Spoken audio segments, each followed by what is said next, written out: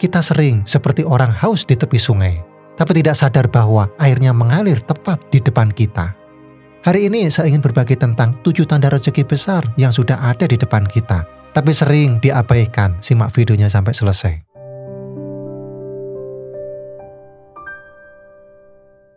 Bayangkan kamu berjalan di jalan berkabut, tidak ada yang terlihat jelas tapi udara terasa berbeda. Langkahmu ragu tapi ada cahaya samar yang membuatmu tetap berjalan. Rezeki sering seperti itu, ia tidak berteriak tapi menuntun. Dan tugas kita bukan menebak masa depan, tapi mengenali tanda-tanda yang sudah ada di sekitar kita. Dan sekarang mari kita pelajari 7 tanda bahwa rezeki besar sudah sangat dekat dengan kita. Yang pertama, kamu mulai merasa tidak nyaman di zona nyaman. Saya mengenal seorang dosen yang sudah mengajar di universitas negeri selama lebih dari 7 tahun. Setiap tahun ajaran baru, ia selalu menjalankan tugasnya dengan penuh tanggung jawab. Ia dikenal disiplin, dihormati oleh mahasiswa, dan punya jabatan yang mapan. Tapi beberapa tahun terakhir, ia mulai merasakan sesuatu yang aneh. Bukan kelelahan fisik, tapi batin yang terasa hampa. Materi yang ia ajarkan sudah seperti kaset berulang. Mahasiswa datang dan pergi, tapi dirinya merasa stagnan. Ia berkata, saya merasa tubuh saya masih di kelas, tapi pikiran saya seperti ingin ada di tempat lain. Sampai suatu hari, ia diminta menjadi pembicara tamu di kampus swasta kecil. Di sana, ia berbagi tentang pengalaman riset pribadinya yang selama ini tidak pernah ia sampaikan di kelas. Respon mahasiswa sangat antusias. Mereka bertanya, mencatat, dan beberapa bahkan mengirim pesan setelah acara selesai. Saat itu, ia merasakan kembali getaran yang dulu pernah ada. Semangat untuk memberi dampak nyata, bukan hanya memenuhi kewajiban akademik. Itu menjadi titik balik. Ia mulai mengevaluasi ulang arah hidupnya, bukan untuk meninggalkan dunia akademik, tapi untuk keluar dari pola lama yang membatasi potensinya. Ia mulai menulis buku, membuka kelas terbuka, dan menggabungkan pengajaran dengan proyek-proyek sosial yang lebih membumi. Dari kisah ini, ia belajar bahwa rasa tidak nyaman bukan pertanda bahwa kita gagal. Justru itu bisa menjadi kompas atau tanda bahwa ada sesuatu yang lebih besar menanti untuk kamu isi. Jika kamu merasa tempatmu saat ini tidak lagi menyulut semangatmu, bukan berarti kamu salah jalur. Ia adalah pertanda bahwa Tuhan sedang mengarahkanmu ke cara baru untuk memberi lebih banyak makna. Ingat, zona nyaman bukan tempat tinggal abadi, tapi tempat singgah sebelum kamu siap melangkah lebih jauh. Yang kedua, ada orang baru yang membuka wawasanmu. Nicholas Christakis, seorang profesor di Yale University. Dalam bukunya ia menulis, orang yang ada di jaringan sosial kita, bahkan yang tidak kita kenal secara langsung, bisa mengubah cara kita melihat dunia tanpa kita sadari. Saya teringat teman lama yang bekerja menjadi guru. Ia mengajar di sekolah selama lebih dari 1 dekade. Ia sangat berdedikasi, disiplin, dan penuh kasih pada murid-muridnya. Tapi ia merasa metode mengajarnya mulai terasa kaku. Ia rindu suasana kelas yang hidup, tapi tidak tahu harus mulai dari mana. Sampai suatu hari dalam sebuah pelatihan singkat tentang pendidikan karakter, ia duduk berdampingan dengan guru muda dari luar kota. Dalam waktu 1 jam, mereka berbincang tentang cara baru mengajar dengan pendekatan reflektif dan penuh empati. Guru muda itu bercerita tentang muridnya yang menulis jurnal harian tentang perasaan mereka. Dan itu membuat anak-anak lebih tenang dan terhubung dengan pelajaran. Guru tadi tidak langsung berubah. Tapi saat pulang, ia mencoba satu hal kecil, yaitu memberi waktu 5 menit setiap pagi agar muridnya menuliskannya satu hal yang mereka syukuri. Hasilnya mengejutkan, suasana kelas perlahan berubah, murid lebih terbuka, dan ia pun mulai merasakan kembali makna dari mengajar. Kadang perubahan tidak datang dari seminar panjang atau buku tebal, ia datang dari satu orang yang hadir tepat waktu, membawa perspektif baru yang menggugah nurani. Coba kamu renungkan, adakah seseorang yang pernah membuka pandanganmu meski hanya dengan 1 kalimat atau 1 pertemuan singkat? Dan apakah kamu cukup terbuka untuk mendengarkan ketika cara berpikir mereka berbeda? Bisa jadi rezeki besar sedang menunggumu lewat 1 percakapan yang belum kamu beri ruang untuk hidup. Yang ketiga, kesempatan datang lebih dari sekali. Beberapa tahun terakhir, kita melihat tren yang terus menguat. Banyak orang memanfaatkan platform digital untuk membangun penghasilan tambahan dari menjual keahlian lewat kelas daring, memulai toko kecil di marketplace, sampai membuat konten yang menginspirasi di media sosial. Dan menariknya, tren ini bukan lagi milik anak muda kota besar saja. Kini, guru, ibu rumah tangga, bahkan pensiunan pun mulai terlibat dan menuai hasilnya. Saya percaya ini bukan sekedar perubahan gaya hidup, tapi panggilan zaman. Karena peluang hari ini tidak lagi menunggu gelar atau posisi, ia menunggu keberanian untuk mencoba dan konsisten untuk bertahan. Banyak dari kita sebenarnya sudah melihat peluang ini lebih dari sekali. Mungkin kamu pernah berpikir membuka usaha kecil, tapi ragu, atau kamu sudah beberapa kali ditawari kolaborasi tapi merasa belum cukup siap. Bisa juga ide yang sama terus muncul dalam benakmu, tapi selalu kamu tunda karena takut tidak berhasil. Padahal jika tren digital ini terus berkembang, dan apabila kamu tidak ikut bergerak, bisa jadi kamu justru tertinggal bukan karena tidak punya potensi, tapi karena tidak membaca arah angin. Rezeki itu kadang tidak langsung masuk lewat pintu besar, ia mengetuk pelan-pelan, dan ketika ia datang lagi dalam bentuk yang sama, itu bukan kebetulan, tapi panggilan. Coba kamu tanyakan ke dirimu sendiri hari ini, sudahkah kamu memberi ruang bagi peluang yang terus datang itu? Atau kamu masih terjebak dalam pola lama yang membuatmu ragu melangkah? Seringkali langkah besar bukan soal seberapa besar peluang itu, tapi seberapa dalam keyakinan kamu untuk menjawabnya. Dan bisa jadi tren itu bukan hanya milik orang lain, tapi juga panggilan untuk hidupmu sendiri. Yang keempat, kamu merasa takut tapi juga antusias. Rasa takut dan antusias sering hadir bersamaan ketika kamu berada di ambang perubahan besar. Dan menariknya, hampir semua tokoh besar di dunia pernah berada di titik itu, ragu, gagal, namun tetap melangkah. Lihat saja J.K. Rowling sebelum menjadi penulis Harry Potter yang bukunya terjual lebih dari 500 juta kopi di seluruh dunia, ia pernah ditolak oleh 12 penerbit besar. Ia menulis, "Saya adalah orang gagal dan saya sadar bahwa kegagalan membawa saya ke arah yang sebelumnya tidak pernah saya bayangkan." Atau Howard Schultz, pendiri Starbucks. Sebelum ide kopinya diterima pasar Amerika, ia ditolak lebih dari 200 kali saat mencari investor. Ia tidak tahu apakah akan berhasil, tapi ia tetap maju karena antusiasme itu lebih besar dari rasa takutnya. Menurut data dari Small Business Trend, sekitar 90% startup gagal.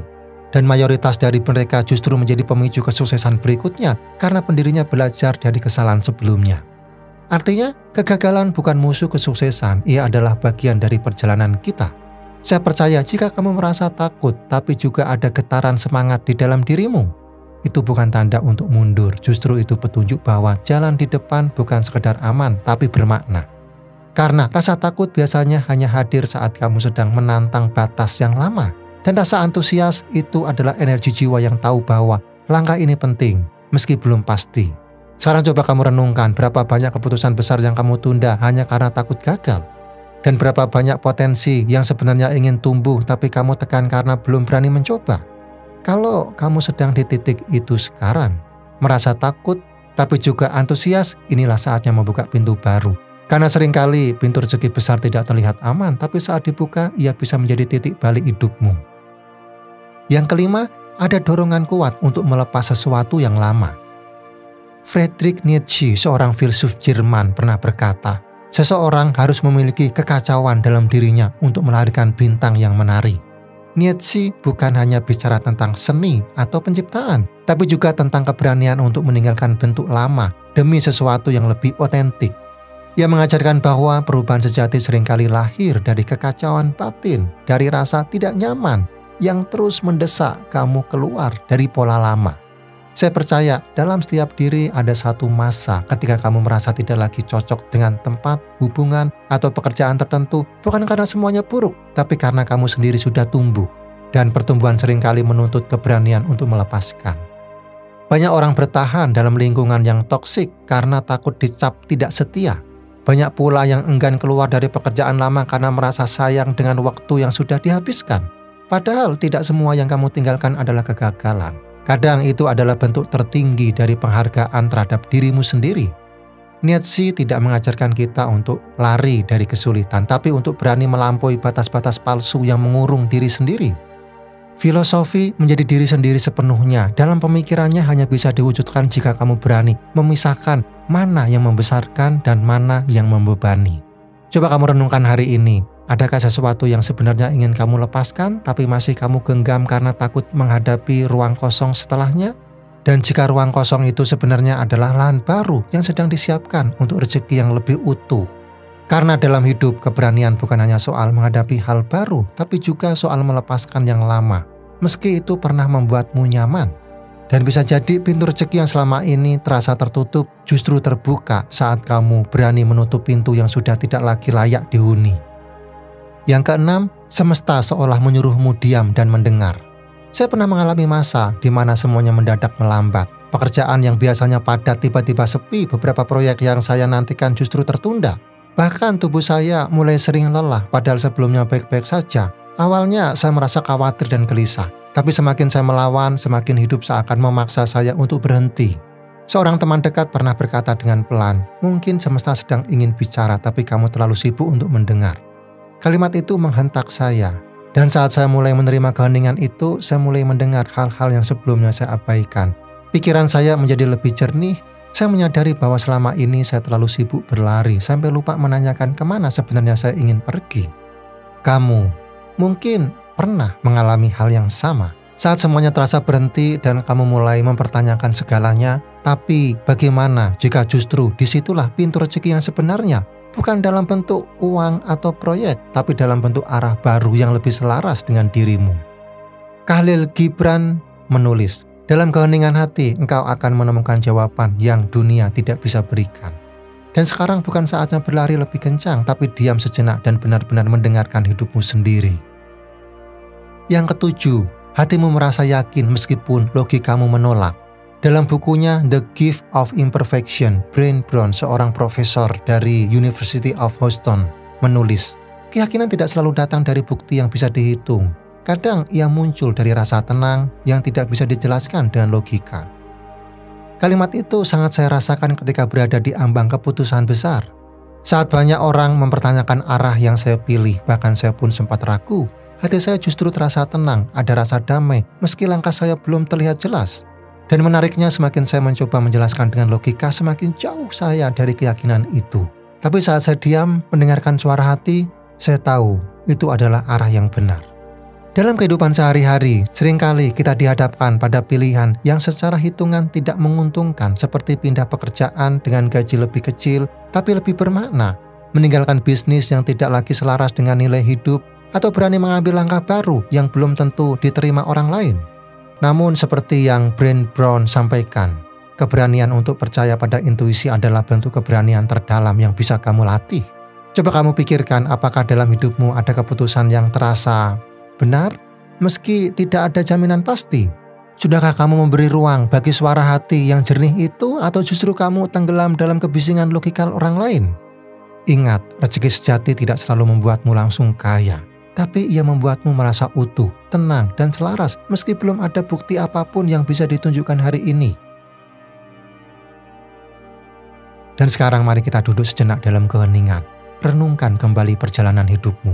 Berapa banyak tanda yang sebenarnya sudah hadir, entah dalam bentuk keperasaan, orang baru, atau jeda yang datang tiba-tiba, tapi belum benar-benar kamu sambut dengan kesadaran. Kadang rezeki tidak datang dengan sorotan cahaya besar. Ia datang pelan, melalui bisikan yang halus dan seringkali tenggelam dalam kebisingan rutinitas.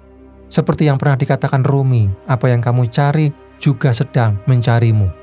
Bukan rezekinya yang belum hadir, tapi kamu hanya perlu berhenti sejenak dan benar-benar melihat ke dalam.